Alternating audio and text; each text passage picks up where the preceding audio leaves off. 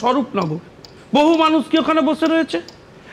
আমি একটা সোশ্যাল মিডিয়ায় দেখছিলাম যে গ্রামের লোকেরা খিচুড়ি বানিয়ে খাওয়াতে পারছে না। একদিন খাওয়াতে গেছিল, লোকে বলল রে করে তেড়ে উঠেছে। ওই বাচ্চা বাচ্চা ছেলেগুলো যেখানে বসে আছে তাদের হিউম্যানিটেরিয়ান গ্রাউন্ডেও খাওয়াতে পারছে না, বলে খাওয়ালে বলবে দেশ বিরোধী হয়ে যাবে না। তো তাই সেই কারণে আপনি যেভাবে ডিটেনশন ক্যাম্পটার নেগেটিভ সাইড দেখেন, আমার বিরোধী লোকরা শত কথা বললেও কিছু কিছু ডিটেনশন ক্যাম্পের পজিটিভ সাইড আছে। কারণ তাদের স্ট্যাটাস কি, তারা থাকবেন কোথায়, তাদের কোনো সত্যি তাদের তো কেউ তাড়ায়নি, কিন্তু তারা মনে করেছেন চলে যাওয়া উচিত, কিন্তু কাগজপত্র তৈরি হচ্ছে না। তো ফলে এই রাজ্য সরকার তাদের জন্য ডিটেনশন ক্যাম্প করবে না, আইন মানবে না। যদিও একাধিকবার মমতা বন্দ্যোপাধ্যায় বলেছেন, কি বলেছেন আমি কোনো মতেই এসআইআর হতে দেবো না। তোমরা ডিটেনশন ক্যাম্প করো বিনা পয়সায়, সেখানে রেখে যতদিন না কাগজপত্র তৈরি হচ্ছে লোকে খাওয়ানোর জন্য। এসআইআর এর সঙ্গে ডিটেনশন ক্যাম্পটা কোথায় কোন সম্পর্ক আছে? আপনি তো বিশ্বনাথদার মতো দুটো জিনিস গুলিয়ে দিচ্ছেন।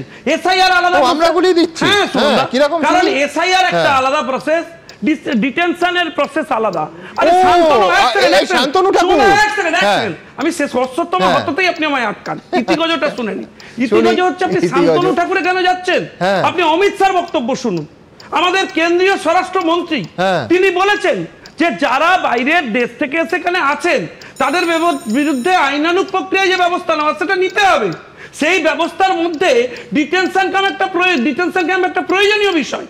সেই বিষয়কে কিন্তু অমিত শাহ একবারও এসআইআর এর সঙ্গে এনআরসি কে যোগ করেননি, যেটা শান্তনু ঠাকুর যোগ করছেন। শান্তনু ঠাকুর তার বক্তব্যে এসআইআর এর পরে এনআরসি হবেন এটা তার বক্তব্য রেখেছেন, কিন্তু আমার বক্তব্য হচ্ছে এনআরসি হোক বা অন্য যে কোনো ফরম্যাটই হোক, দেশে বহিরাগত থাকুক এটা বোধহয় তৃণমূল কংগ্রেসও সমর্থন করবে না, এটা অন্য কোন রাজনৈতিক দল সমর্থন করবে না।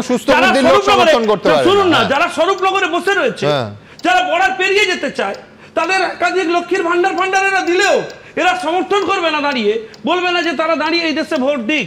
আমার বক্তব্য সেখানে নয়, আমার বক্তব্য খুব স্পষ্ট সুমনদা, এই দুটো ব্যাপারকে গুলোলে হবে না। আমার বক্তব্য দায়িত্বশীল যে কোনো সরকার, তুমি আপ্রাণ চেষ্টা করছো গুলোনোর চেষ্টা করে যাচ্ছেন, আমি স্পষ্ট রেখেছি। আমার বক্তব্য হচ্ছে এসআইআর একটা নির্বাচনী প্রক্রিয়া, আর এনআরসি একটা কন্টিনিউয়াস প্রসেস একটা স্বরাষ্ট্র দপ্তরে থাকা উচিত। এই নির্লজ্জ রাজ্য সরকারের স্বরাষ্ট্র দপ্তর একটা অপদার্থ স্বরাষ্ট্র দপ্তর, শুধুমাত্র তারা নিজেদের রাজনৈতিক উদ্দেশ্য সাধন করার জন্য যারা স্বরূপনগরে এখনো বসে আছে, যারা টিভি ক্যামেরার সামনে বলছে যে আমরা বাংলাদেশ থেকে এসে এই সমস্ত কাণ্ড কারখানা করেছি, তাদেরকে গ্রেপ্তার করার সাহস দেখায় না।